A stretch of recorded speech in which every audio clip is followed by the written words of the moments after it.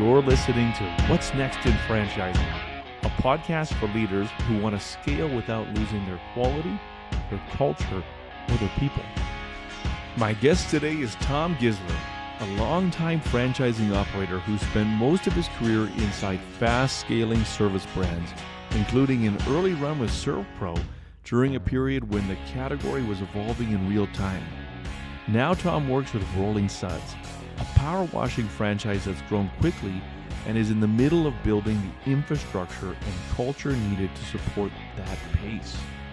What I think makes Tom different is the lens he brings to systems. He doesn't talk about systems as binders or dashboards. He talks about systems as community, and he's unusually clear about what technology should and shouldn't do. We get into why the defensible moat in franchising is shifting, and how AI changes what support teams spend their time on, and why culture is something you guard, seed, and spread instead of something you mandate. Tom also has a strong point of view on where franchise conventions are headed, and why the future looks a lot more human and a lot less big stage. If you're trying to grow a service franchise without becoming brittle, this episode will give you a fresh way to think about what really scales. Let's get into my conversation with Tom Gissler. And my gig is I like companies that need the story told and the culture promoted and the soil repaired. And once that's done, you want to get me out of there or I'll start fires just to put them out. So Tom, I've always enjoyed our conversations, and I've wanted to get on a podcast together for a variety of reasons for quite a while. One being because I just think, Tom, that you have such a unique way of thinking about people-powered industries, right? And I think within that overall dome falls franchising, right? Yeah, absolutely. And so I've always appreciated your perspective. And at the same time, I also think that you have recently entered a brand at what I think is a pretty exciting inflection point. And so I just want to jump in, and I'll do my best of just being able to kind of tap the brakes and just kind of ease us here and there. But ultimately, I think they'll just kind of flow, because I think that you've got a lot of unique insight that our audience is going to want to hear from. But before we do that, let's just kind of kick things off with some introductions. Tom, I've got to know you over the years. But for those where both you, Tom, and your brand, Rolling Suds, are new to them, take a minute and just tell us about both. Tom Gissler started out accidentally in franchising and restoration or insurance repair when I got a job on referral with ServPro. And so started off with the green guys way back in the day. They taught me at that time what it was to run a rapidly growing franchise system that was expanding the profile of services that they were offering and migrating from a mainly carpet cleaning brand to a restoration brand, and working with carriers and rolling out large nationwide programs. It was just a really exciting time to be with ServPro.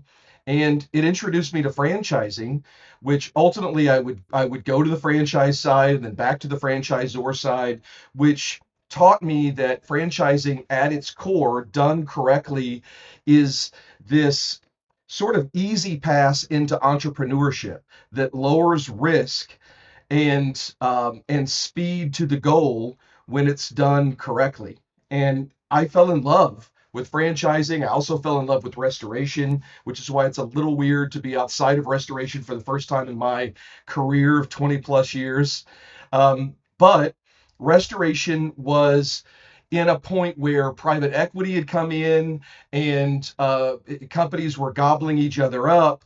And restoration was at this point where it was unclear of which direction it was going to go. Meaning, are we going to go full bore carrier focused and sort of become the service center of carriers and large property management companies?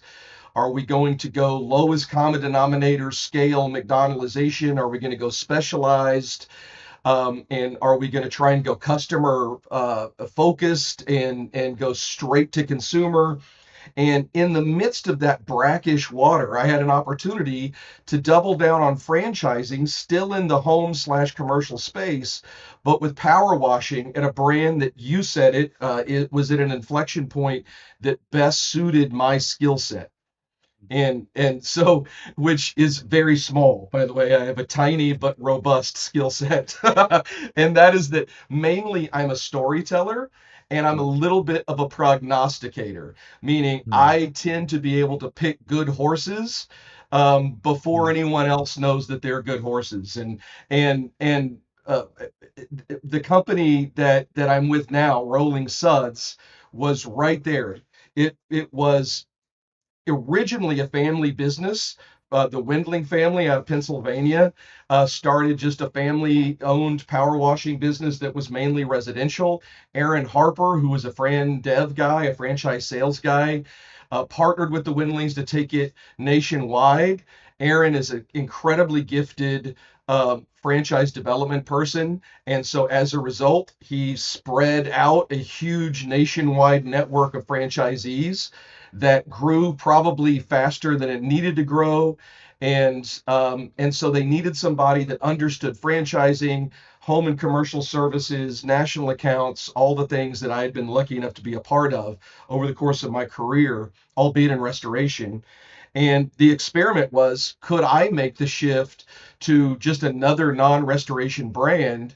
And could we lay in the infrastructure given how fast the company was going? Was there a way to repair some parts of the train, to augment parts of the train while it was fully engaged and going down the track? And I've been here for less than a year, and the answer seems to be yes. And I'm a little bit of a business masochist. I love it when things are on fire. I love it when you have to kind of coalesce a community around a need. And I love those systems that allow people to have better businesses and profitable businesses. And so it's been wonderful so far, albeit stressful at times, but I don't think I would know what to do if it wasn't stressful. And yeah. so that's kind of where we are. I hope I got us there in the shortest amount of Yeah. time. Yeah. Super interesting from, your green pedigree, right? Yep. All the way up to, in many ways, growing in tandem as that property restoration industry really grew and developed. I think some people underestimate how recent that industry really like kind of came on the scene, right? It's really quite the story, and then bringing you today into a brand that I mean, Rolling Suds, such an exciting story, growing fast, very approachable business model, interesting, innovative approaches to service delivery. I'm just really, really, hot on the Rolling Suds brand right now. And I will tell you, I've learned something as an arts grad, and as you described yourself as a storyteller. Nowadays, we call ourselves prompt engineers, just so you know. That's how we sound smart. Okay. All right. Which is essentially we can use our blabbing mouths to ask AI to make us sound smart and come up with tactical solutions and whatnot. And so you say I'm a storyteller and a prompt engineer, and everyone's like prompt engineer. I like that. Yeah, that's excellent. I like the buzzwords. So I'll do that. I'll add that to my LinkedIn immediately. Yeah. Yeah, So that's yeah, nice. but take me back to that moment where you got involved with this exciting brand. I mean, you're stepping into an inflection point, and it, I read earlier this week, over at Authority Brands, they brought in a new chief transformation officer. I'm seeing different brands bring in these, let's call it these key players at what seems to be a very opportune moment, both in probably their story, but also in the greater market. And so you're joining a brand at, I think, an important inflection point, as we're starting to see, you had a whole bunch of momentum amass and now, the path forward. So How do you think about now being slightly on the other side of that kind of, merge lane, Yeah. Um, how do you think about coming alongside a brand at such a transformational moment, acquainting yourself with, let's call it, the lay of the land, and then being able to begin to now orient yourself and the organization towards some shared targets? Give us some flying lessons here, Tom. Well, the first thing that I did was spend a really an expensive amount of time in the field. So I just went out and for a couple of months or more, spent time face to face in the field, understanding what was happening, where was innovation happening. A lot of people believe that the franchisor is the innovator, that I'm supposed to bring good things to the franchisees. But in an emerging brand, the innovation is really happening at the franchise level. They're discovering the path. I see my role as taking the discoveries that are happening in the sort of isolated areas and pockets across the country and seeing how much of that butter I could spread across the toast. So as people are discovering new ways to use the equipment, discovering new market segments that we can service, finding new ways to be profitable or new pieces of equipment that fit well and just Lego right into what we're already doing, my role is to systematize that and to give that to as many people across the network as I possibly can, so that all ships begin to rise more or less evenly. I think that's the magic of franchising. When people say systems, Leighton, one of the things I love about our conversations, they always just sort of kind of go their own way. But when people say systems, I believe that really it is kind of a synonym for community. Yes, they want systems. Yes, they want tools. We have to give them. But what I think people really are longing for, especially in this day and age, is they're looking for community. Business ownership can be an incredibly lonely place. And you're working from home, especially post COVID, and maybe you're transitioning from a work from home to an owning your own business, and now you've got employees, but you quickly learn that employees are not friends, um, and and so you're in a space where you really don't have a lot of people to knock ideas off of. You don't have ways to judge where you are in the world. It used to be that franchisors would throw bodies at that. So there were business coaches every 25 people, and they were located across the country, and we were doing a lot of travel on planes and trains and that sort of thing.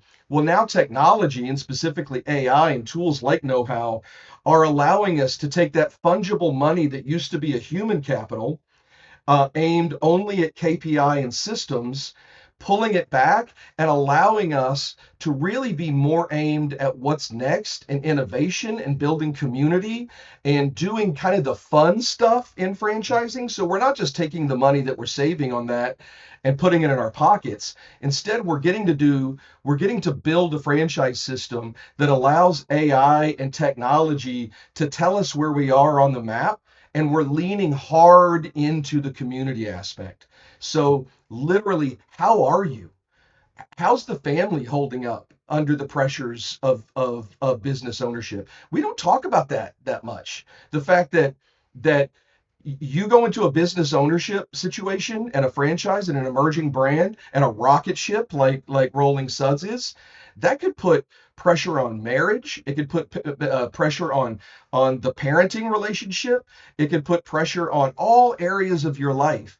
And if you're not careful as a franchisor, and if you're not trying to keep your finger on that pulse, which is not something that technology is doing yet, then cracks can develop behind you that you don't even know are there. So I don't remember what the original question was, but part of what I'm doing is leaning hard into technology to do the tasks like KPIs. How does my labor rate compare to people both in my starting class? How does my labor rate compare to people that are in my region? How does my labor rate compare nationwide? What does my service profile compare like to other people in the country? Who's doing best? And how can I quickly get a glimpse or a snapshot of what they're doing and then compare it to mine so that the path gets laid out? That used to all be a human capital thing. And now it's very much not. So um, I'm leaning towards tools and shoving as much towards that as I can, dashboarding the business side and leaning heavily in to the community side. Not only community internally, but the better we do community internally, the better we do community externally. So that means how can we bring the same level of authenticity and connection to our potential clients? And when you do that, which is a very soft skill, by the way, you will see sales increase exponentially, and that's what we're seeing over and over again. Did I chase a rabbit, Leighton, or where? I don't know where we're going, but hopefully you can go somewhere with that. Well, let's go in reverse order, right? So talking about really, I think what you're talking about is what truly is like the defensible moat for a franchise network in a world where a person can click a button, ask a question, and have an operations manual in front of them, right? And Sure. and I think when I go to franchise conferences, I interface with a lot of franchisees.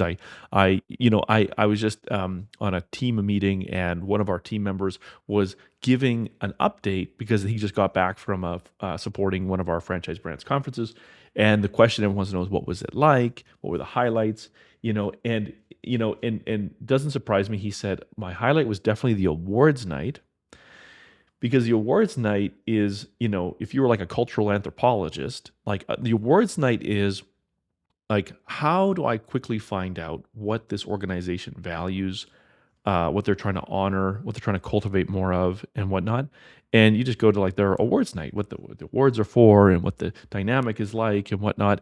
And no question, when done right, it's just like that is the closest to the goo that you're going to get. And and I think what you're saying is, let's agree that for external forces, you talked about COVID, you talked about some of the dynamics, some of the cultural activities that are just characterizing, the new norms today. At the end of the day, people crave cohesion, they crave connectivity, they want peers that can relate to the sacrifices that they're making, and they want to do it in a non-competitive, at least not directly competitive dynamic.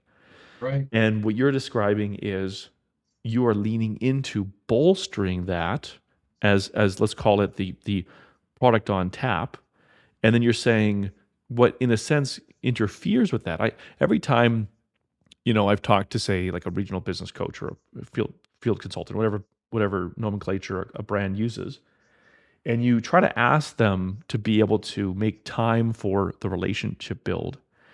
Typically what they'll say is when, like with what time, right?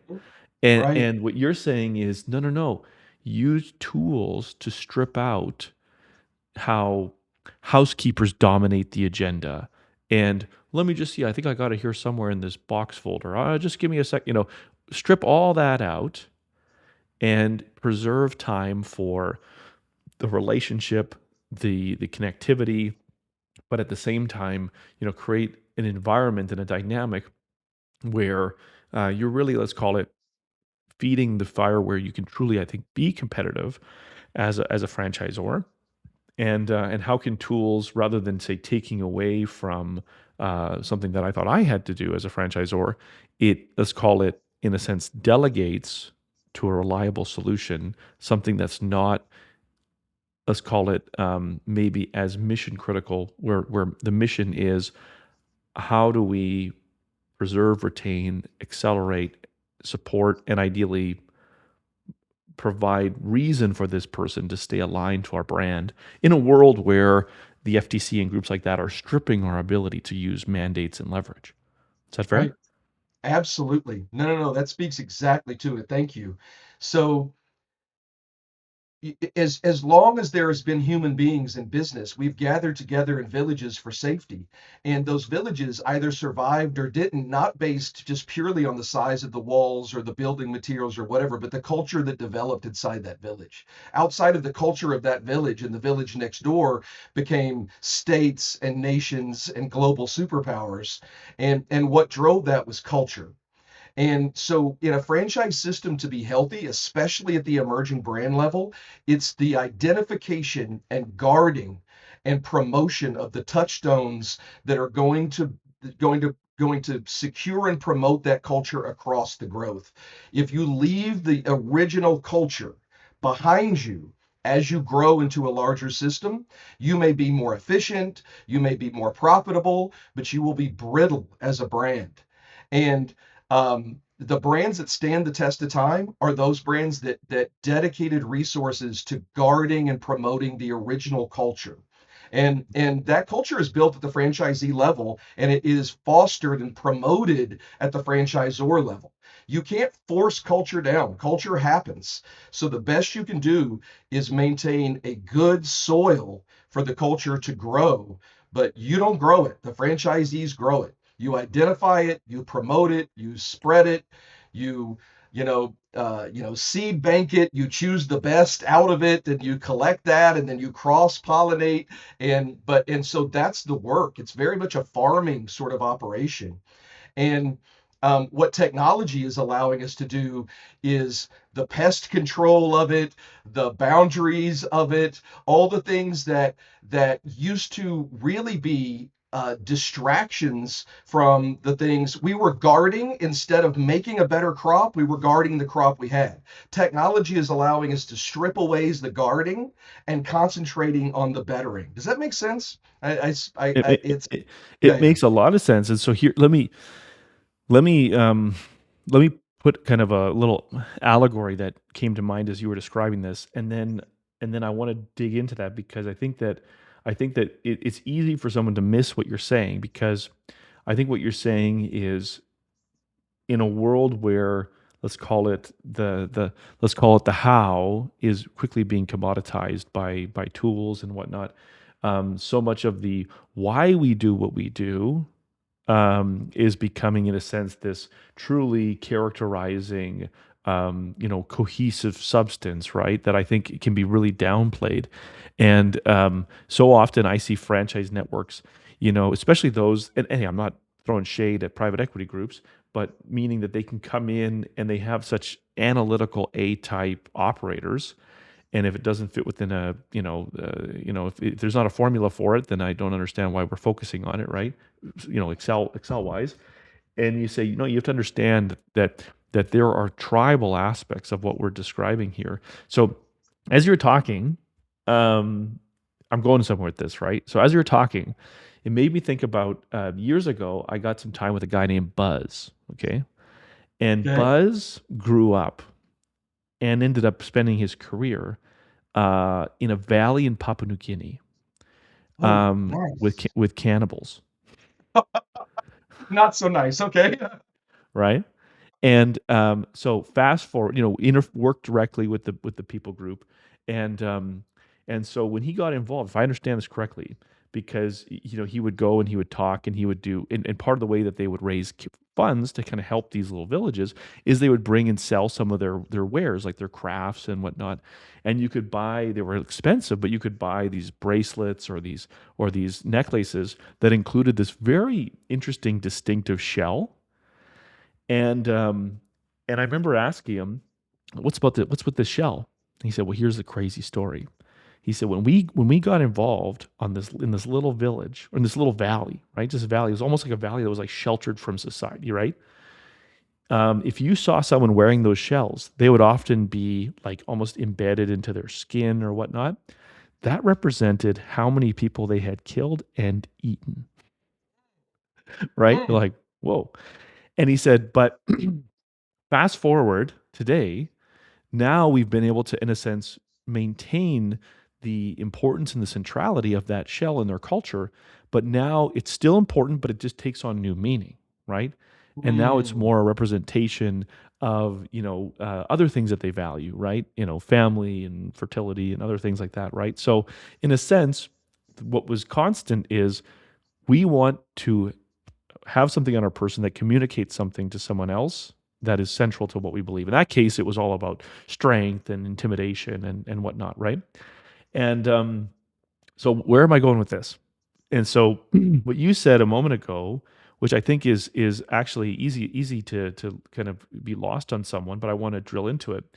You came into an organization that had, let's call it, cultural infrastructure in place, and you would have had to quickly learn the language, acquaint yourself with the traditions and rituals, but then be able to also say, okay, so how healthy is this soil, right?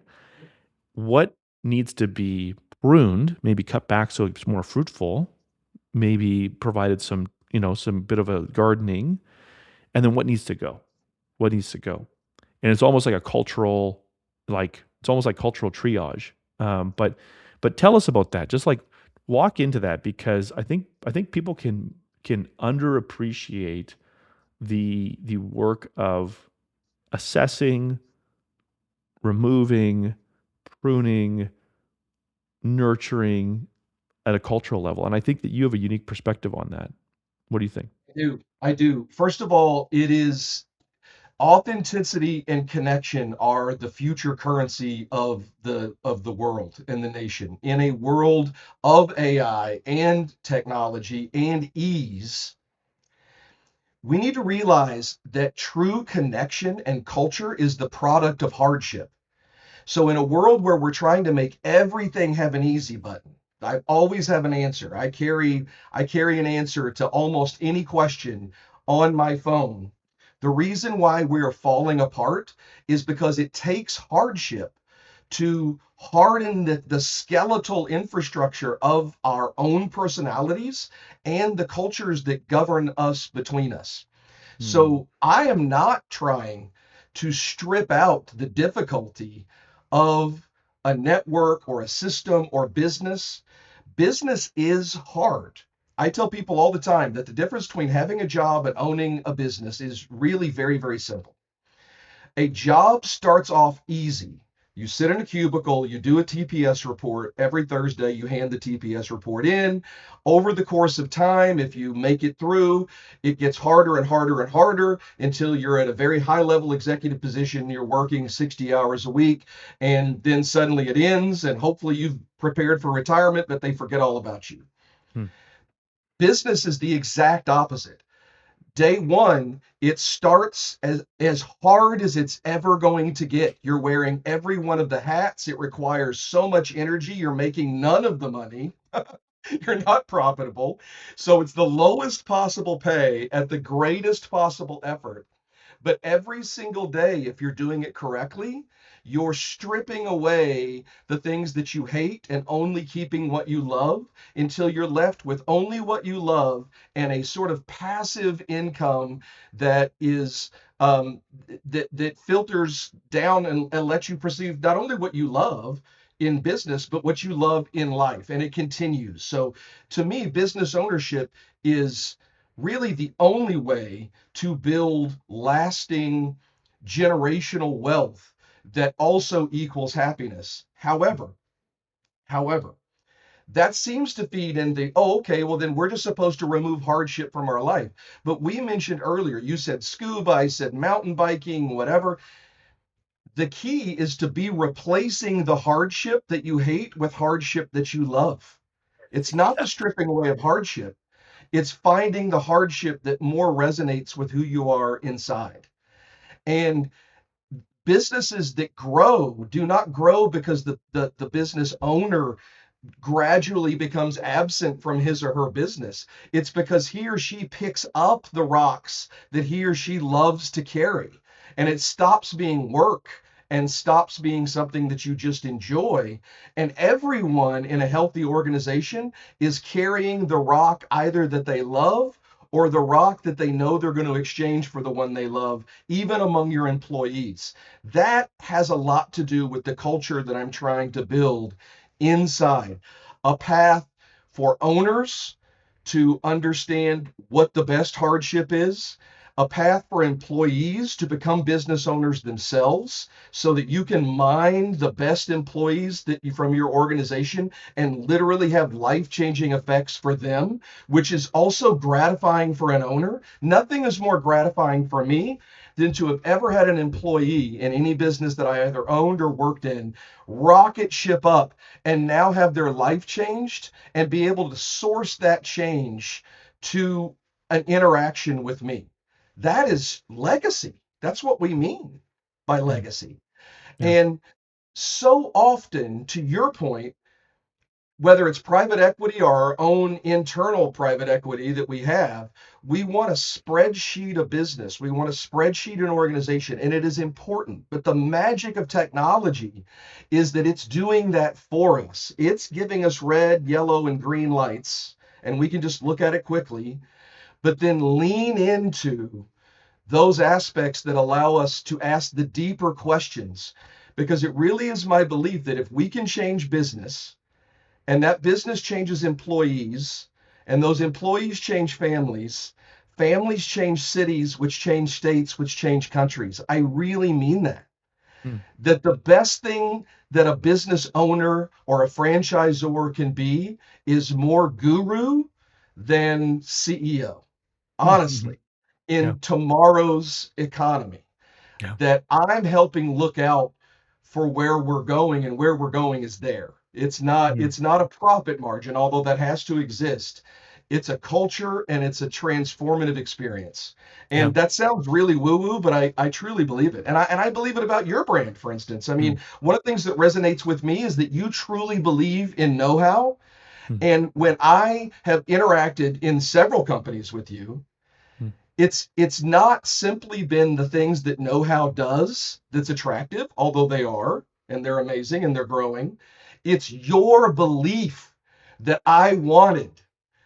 wanted to grow in the sunshine of your own belief in your product, hoping that there was some of that energy that came with it into my organization. And the good news is, Leighton, it always has.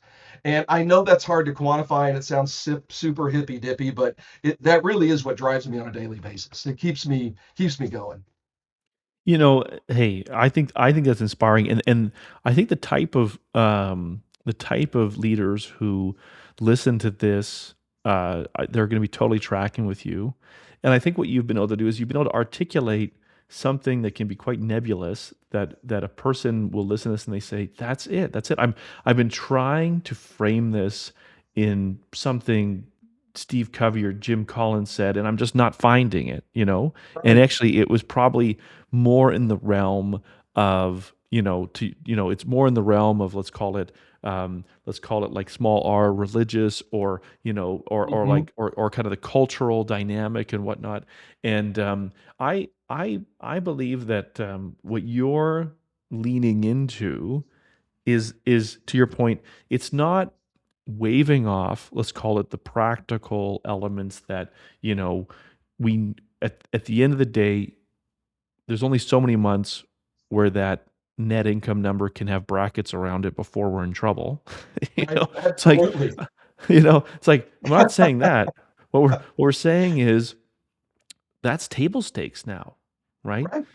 That's table stakes because that tool can eat that financial output and can tell me what's likely going to hit me between the eyes in 6 months that an analyst who didn't have a great night's sleep is probably going to miss. But That's what exactly it. yeah, but what that little, what that clod or thing, or what it's not going to do is it's not going to be able to show up on the other side of a phone, for a franchisee who experienced the loss of a loved one, and they're in the middle of the biggest job of their career, and their project manager just walked, and you're calling them because they're behind on their royalty. And in that moment, the right conversation is not how much of your AR can you knock down today. you know Exactly right. the right conversation is more of a human conversation. Um, and so I think that's very powerful. Let me ask you kind of something that I think is probably a little elusive in all of this is that when you encourage an organization to really lean into some of these cultural dynamics, there was a book that was popular maybe 9 years ago, and it's called The Rainforest, right? And the Rainforest was actually written by two guys, one Greg Howitz and another gentleman, I can't remember what his name is, but essentially what they did is they tried to capture why does the Bay Area, like the whole San Francisco Bay Area, why does it just produce so much more technology blockbuster hits than anywhere else in the world? And they did all their analysis. It's a thick read, but I can distill it down by them saying this: is they say it's because that environment is much more like a rainforest than a factory farm. A factory farm favors rows, mechanization, controlled inputs, controlled outputs. A rainforest is something that you let the weeds grow sometimes. Or something dies and it actually the nutrients get reabsorbed into other areas. You know what I'm saying? Yes, What do you yes. think about that? So I watched a documentary once called The Biggest Little Farm, and it was about the shift between large scale uh, factory farming, to your point, or large scale horticulture, where it's just like 1 million acres of corn or whatever, and it was more to a permaculture. Mm, And the geese are there to eat the snails, and then once that you're balancing all these different animals and fruit trees, and like you said, grass, and the farm ends up looking completely different, but the nutritional value of the product is so much higher and so much varied, so that when the plums have a bad year because something got out of whack and the birds started coming to get the plums, it ends up some other crop now has a bountiful year, and you're able to have, basically, you've deferred risk, mm, and you've got a system now that's looking out for you, and your job is to just make sure that the geese are in the right place and that you're monitoring this. But even when something comes off the rails, you're beginning to trust that the culture and the system is going to correct itself over time, and you're just closely monitoring it. That's really exactly what I want to do in business. And I could just talk for hours about that, because yeah. to your point, technology and AI and these systems, they're doing what so much of our energy had to do from a human standpoint. There, you had to hire a guy from Wharton Business School that could, look at the spreadsheets and build the models, and now it's boop, the model is built. It's pretty accurate, right? Yeah. And that's scary for a lot of people, but it is an amazing opportunity to be alive. I am Yeah. so grateful to be alive in this time when the burden of that sort of stuff is beginning to be lifted, and allowing us to really look for the first time in a long time at how the soil has become degraded. How Mm. do we lean back into the soil? And I think that's going to give us benefits that we cannot imagine. We cannot yet even see. And I'm just excited to be taking the ride. Yeah. And I think that, in this kind of just thought picture, like this, the soil can take on different connotations. But one of the things that I want to drill into, and I'll just table them because I don't want to miss them.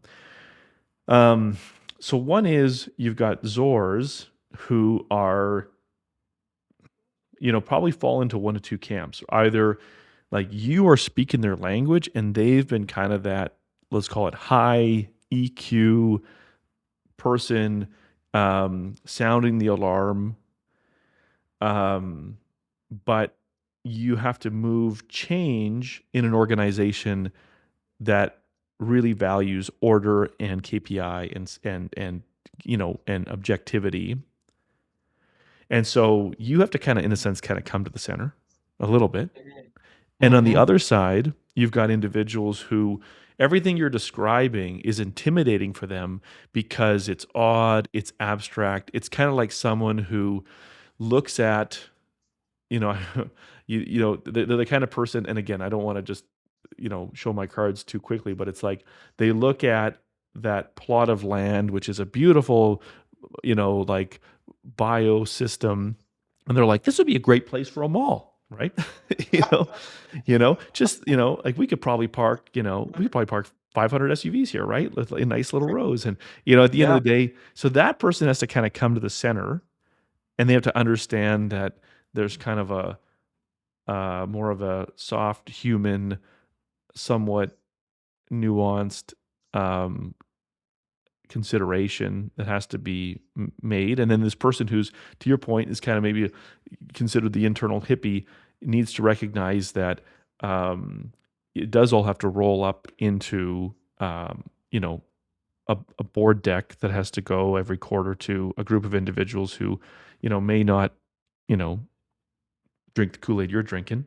So, Right. so how do you think about what you're describing, just landing practically within organizations that probably have people that may be characterized by those two poles? That's the storyteller aspect. So that's what you have to be able to tell a story to the audience. And that means that the story, even though the main plot points might remain the same, needs to be told slightly differently depending on what audience that you're speaking to. So when I go into the boardroom and it's time to deliver the deck, I have to tell the story using the board deck as the illustration. But when I go into the field, I have to tell a different kind of story, and it often involves hand holding. It often involves dinner. It often involves meeting. We call these meetings kitchen table meetings. We're Mm. around literally a kitchen table. Businesses often start around a literal kitchen table.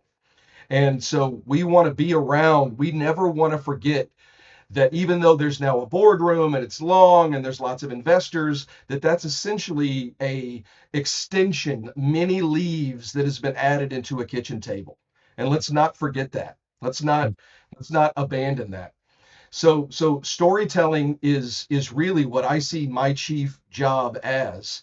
In one sense, you're reminding a board that yes, the numbers look like this, but what is holding up, hopefully to your point, the upwardly moving line, the foundation of that is not simply capital, it's story, it's culture. That's what the upward pressure of that line is, the belief in the system of this over here. And here's what we're doing quantifiably to spread that culture.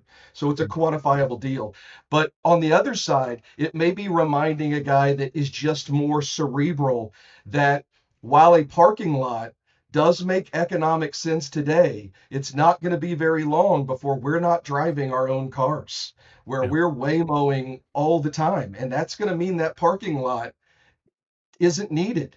And so let's begin to imagine what else that parking lot can do. It's not going to be a parking garage. It's not going to be a gas station. It's not going. So what else could it be? And it might be holding their hand. And this is what I mean by cross pollination, is you'll pick those people up. And my job is not to convince them; it's to show them. So I sometimes literally pick up a franchisee at my expense. So this is a weird use of capital. And we'll fly them across the country to someone who, in some ways, is like them, but in other ways are completely different from them. And I make the introduction and step out of the way, and they begin to see and talk to each other.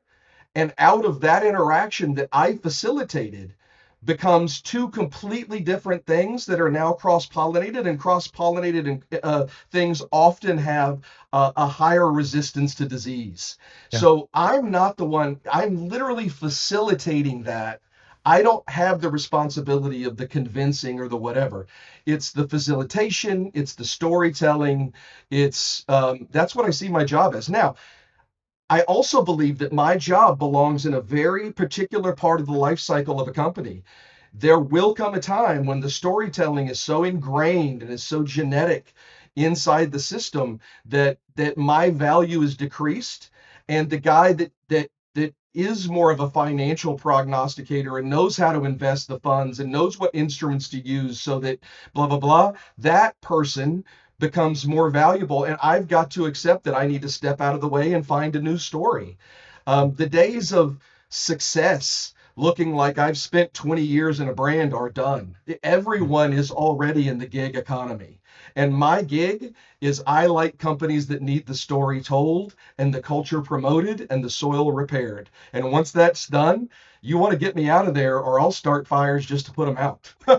So that's just kind of where I am, honestly speaking. I think it's and it shows really high self-awareness.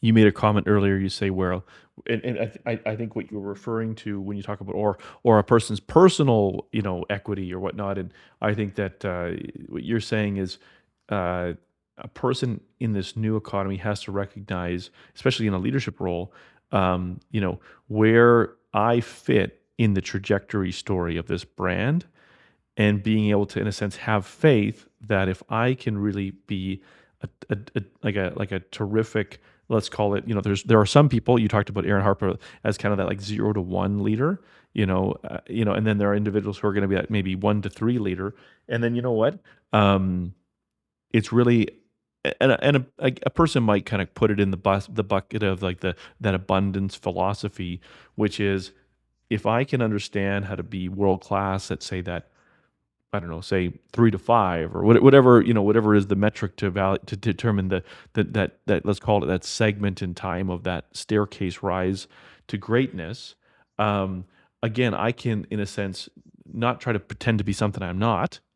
To your point earlier, is that I can really lean into that competitive opportunity that is authenticity, and I think that's really fair because, man, I was in a conversation, Tom, earlier today actually, where the question was, Leighton, you've been a franchisee, you've been a franchisor, and you have been able to now, as a speaker and as a sponsor, get involved with tons of franchise conferences. And the question was, without betraying any, any names, whatnot, but like, but what are some of the train wrecks? What are some of the things that are truly world class?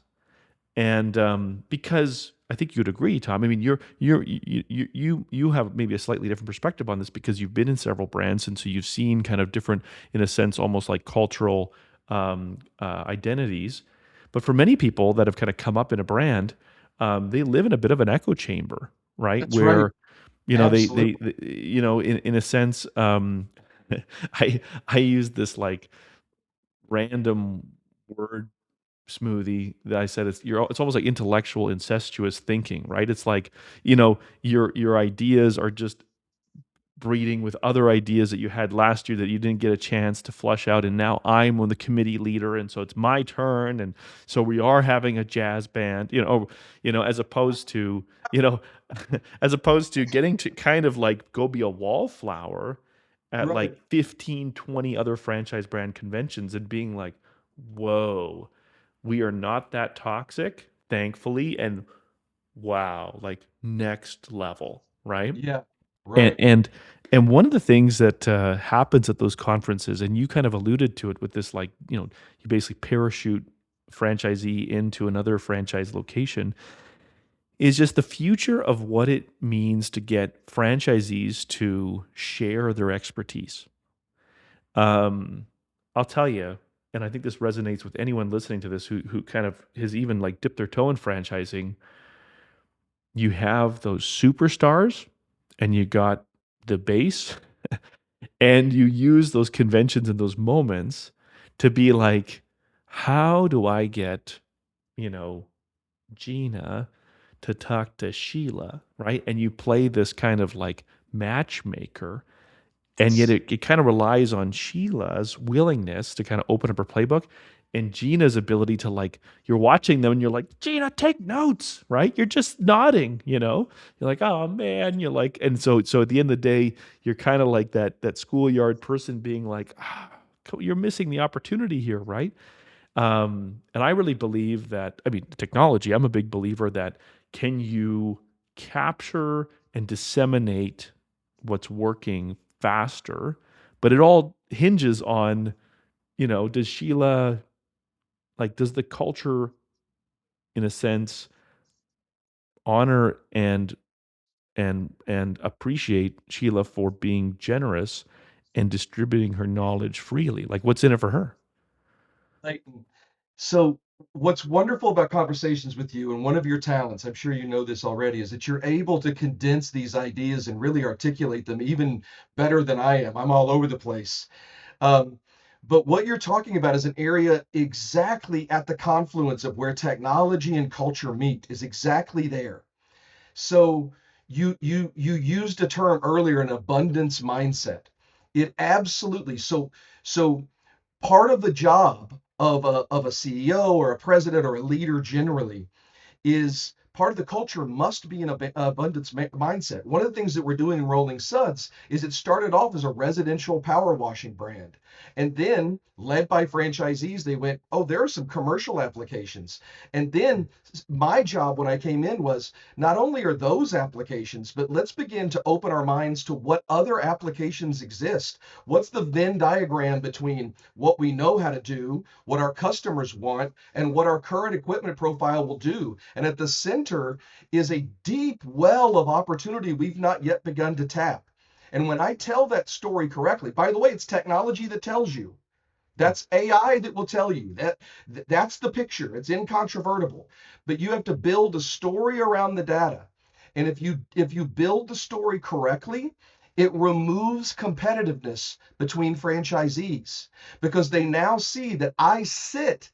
I've mined the top inch of this, but the vein runs for miles down. I don't have to be afraid of my neighbor. I have abundance where I am. And if I could tell that story, now Sheila will talk to David because Sheila understands I've not even begun to discover all that I have. And that's a story that Sheila tells herself that I first told Sheila, that the data first told me, and that system repeats and repeats and repeats. And if we could keep it going, the spiral goes upward and provides value to the board, who then reinvests, and then the larger spiral goes up. And that's what I'm maintaining. That's the permaculture within a brand. But if you get myopic Mm. and the religion, small r religion we talked about, becomes a cult and Mhm. becomes too leader focused and too weird, then the spiral begins to go down and you begin to see an us them mentality, and you begin to, I'm not even worried about competition. I mean, people that come into my space and offer similar services are doing nothing but shining a light on opportunity I've not yet seen. Mm. So it's competition is healthy. um and we should really have that abundance mindset. So having that internally, which is its own struggle, Mm. and then broadcasting that abundance to the network is the job of a leader, Yeah. at least partially. Yeah. And Tom, as you're talking through that, um, I can just picture, another brand CEO or brand executive listening to this, driving along or trying to catch a flight, and they're just saying they're probably torn between two things. On one side, they're saying, exactly, like that's what I'm trying to get across. But then they'd say, but I'm in an optics battle with my franchisees because, we had, so many, let's call it, poorly integrated technology solutions in the past. There's all this baggage, and so people are trigger shy about, something being added to my tech fee or whatnot, or, people, it's I always find one of the, like, the great paradoxes of franchising is franchisees tend to, like, have crystal clear historical knowledge of things that, like, screwed up or, like, didn't go well, but then they have, like, amnesia when it comes to, like, royalty like negotiation. They're just like, well, what did you do for me recently? Right. It's like this funny, Right. anyways, and I've been the franchisee being like, I like to see that number come down, and Hmm. I, and I've been that person being like, I don't know, our last safety system was a total train. So it's a funny dynamic. But I wonder if you could speak to, and I'll just frame it like this: is um, you're the type of guy, Tom, where I would totally like subscribe to your blog, and your blog would be titled like "Letters from an Honest Franchise CEO," right? You know, it, you know, and it's like letters to my franchisee or whatnot, right? Because it would give an opportunity, for you to say dig a little deeper into, well, this is what I meant by that, or this is, because I've learned over the years that we'd like people to judge us based on our intentions. Heck, we'd like people to judge us by our actions, but let's be honest, people judge us by the optics of our actions, right? Correct. and Correct. and and big time in networks, right, where then the telephone game takes over, and then your the narrative you tell on an all hands meeting then trickles down into the Teams or Slack discussion, and who knows where it goes. So what's your perspective on, or I'll even say, what's your advice to someone who recognizes that they do need to bring some of what you're describing into their organization, um, but they've inherited an unfortunate, but maybe even merited, um, optics disaster. Yeah. Um, it's a fantastic question and not an easy. It's a says easy does hard situation. Um, but I'll do my best to kind of crystallize. First of all, you have to lead with authenticity again, meaning you cannot try and correct the problem without first acknowledging the problem. Um, but within the acknowledgement of the problem is to remind everyone that failure is necessary. So where we have failed, that is not necessarily a bad thing. That we have failed. That was a failure. And it hurt. But the way that we build strength is to lift to failure. And the lift to failure part hopefully gets farther and farther away as we get stronger. So we acknowledge the failure, and then we begin to course correct based on now the new information that we've gained from the failure. But what we often want to do as leaders, and what investors often want you to do, is to course correct across the entire spectrum of the network relatively instantaneously. And that's not how it works. You prove the model in the micro before it spreads to the macro. So this becomes a kneecap to kneecap, holding hands, finding a few partners in the network that you can say, I apologize for the past. This is what I need. Will you partner with me? And what do I need to invest in order to prove that the next thing is going to be the right thing? And then when you come with the new solution, you have now partners of franchisees and success proven in the micro that will increase the chances that the macro accepts it. Franchisee franchisor partnerships in the macro are absolutely necessary when you want to roll out a course correction for something that is optically or is bad in whatever way that it was. So it really, don't try and find the Roundup spray that you can go across the entire field with, that works in the short term, but ultimately always leads to lawsuits down the road. You know what I'm saying? Like, oops, we all have leukemia now. You don't want that, right? You want to do the hard work that happens in a one off and a two off and a three off environment until you're sure about the model, and then you take that out. Now, the good news is, again, that technology is helping speed that process. So you can now model more effectively. Where it's not such a guessing game, it's not such a gut game. So it really, I don't know if that exactly helps, but that's how I do it. And there's a lot of it in my brand. An emerging brand has to apologize more than they get to crow. But telling the story that every single apology actually is an opportunity is part of it.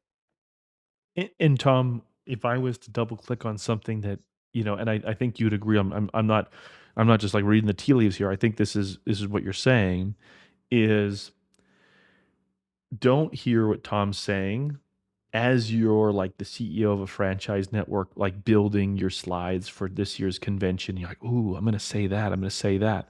It's like you need to understand that these types of like just human level changes require champion building, true conflict resolution, trust, demonstration. I mean, they require some cultivation before, in a sense, they start to kind of crop up in your organization. And then your presentation is really just, in a sense, providing context and clarity to what's already happening, so to speak, right? You're Absolutely. not just you jumping up and being like, "Oh, Tom," just thought bomb as they're building their slides and being like, "I'm totally going to say that, and that's going to be what we're going to do going forward." So this is, yeah, God, Leighton, I wish we had hours. The First of all, let me prognosticate. Can I make a prediction? And hopefully somebody will listen to this. The way we do conventions is going to change. It's going to change quickly. Our old the conventions, big room, bright flashy lights, lasers, big keynote speaker is going to change because it is a product, an outgrowth of an old paradigm where that was the most exciting thing that happened to me this year. And I've got to really pump up my whole network in this one time. But there are so many inputs in our lives right now that that's not the most exciting thing, and we are now so much savvier that we now can identify the line between celebration and manipulation, and it is bright. And Mhm. conventions have become more manipulation than celebration. My deck is more about papering over some of the problems that we had than it is a celebration of solutions that we built. And so, what we need to do is make conventions much more human. And those Mm. conventions, I think, are going to split up and become more regional and local based. And we're going to begin to spread things around and encourage people to go from Florida up to Seattle and go from San Diego up to Maine. And we're going to be much more intentional about how we move the pieces around the board. And we're going to move away from some of the flashy things. And I'll give you just one quick illustration about that.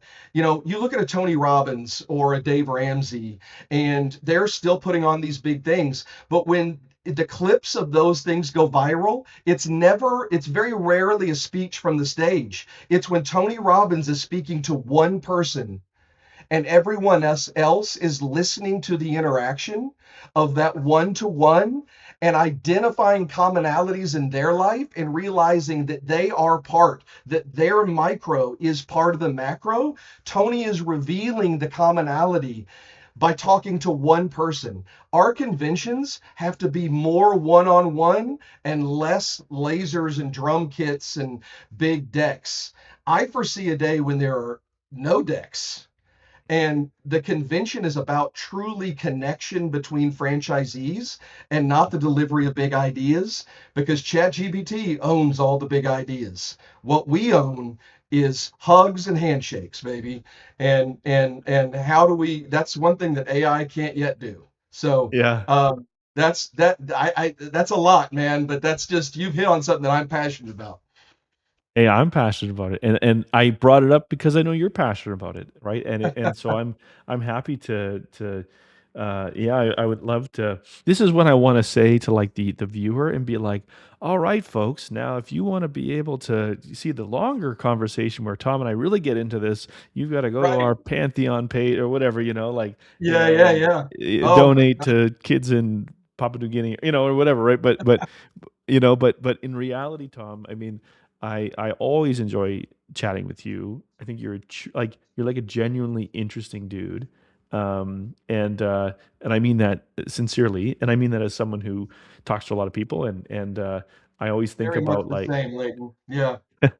but I gotta Gee. ask, I wanna ask you one last question, and let me frame it because I think it's a fun way of framing the question. I sometimes think about this even when I look at my own, frankly, my own organization. Um, so um, we get a bunch of franchise brand CEOs in a room, round table. Tom is brought in as the moderator. We've just gone through this discussion, and they're like, "I believe it." And then all of a sudden, Tom out of his pocket pulls one of those like Men in Black flashy stick thingies, like the memory Mhm. just like Yeah. destroyer, and you just flash the whole group with the little Men in Black thingy, and they all like, oh, and you have the opportunity for them to be aware of the moment they're in, the technology that's available, and what they just heard from you. But they're not in a sense tied and tethered to, well, that's the way we've always done it. What do you what would you hope would be two or three things that they would just fundamentally change about their organizations? Such a great question. Number one, spend more time out of the office. And one, some of this is just going to be, it's going to sound so trite and so goofy, but it just really is meaningful. Spend more time out of the office, get out, um, institute a policy in which every single person in your organization needs to call one franchisee with an unscripted conversation every single day. Just, hey, Bob, what's going on? How are you? What's going on in your life? I don't have an agenda. I just literally just saying hi. And maybe that's all it is. Hey, bye, whatever. But a true connection to the network. So a Zor to Z relationship, and Z's begin to really identify and form friendships with the Zor or relationships with the Zor.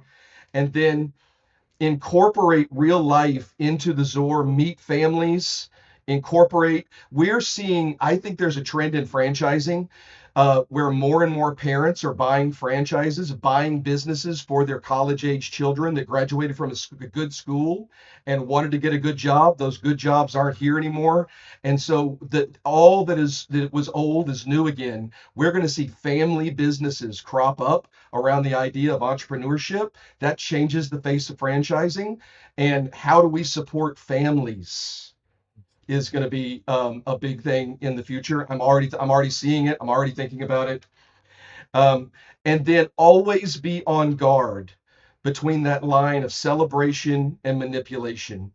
Do you love the franchisee or do you love what the franchisee is providing? It's not that profits and royalties and all that aren't important. They are, but they are a product of true affection for the system, belief in the brand, and concern for the individual businesses within that organization. If you're doing that right, this works. That is the magic of franchising. Over time, we've concentrated on maximizing royalty volume, and when that shift just goes from here to here, it changes the culture and complexion of an entire organization. Really lean into, do I care about the people in my organization? And if the answer is yes, everything else is going to fall out of that. So that, I think that's what I would say off the cuff, man. I wish we had more time. Hey man, I'll drop a straight amen to that. I think that was a great way to end it. And Tom, I'm really excited for Rolling Suds. I'm excited for the next chapter that you're leading there. Hey, I'm excited that we get to just just be the knowledge plumbing in the background that plays a little part. I'd be exciting to get back, circle up the wagons again, and as you just continue to roll out this playbook, because I think it's telling a really compelling story, and it's a story that I think more people need to hear. And I think it's one of those stories that like it's kind of like y-